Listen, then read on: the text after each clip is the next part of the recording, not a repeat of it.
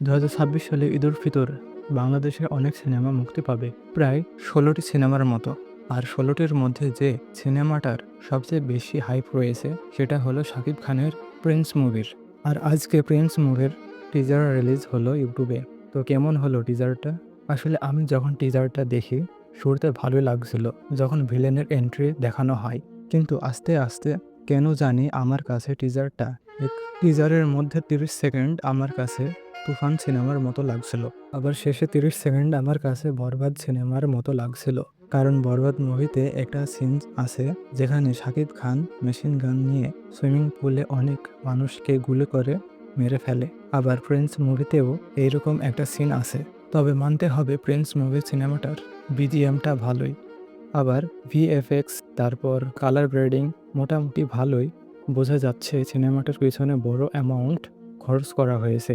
শোনা যাচ্ছিল যে প্রিন্স মুভির বাজেট ১৫ থেকে ১৬ কোটি টাকা।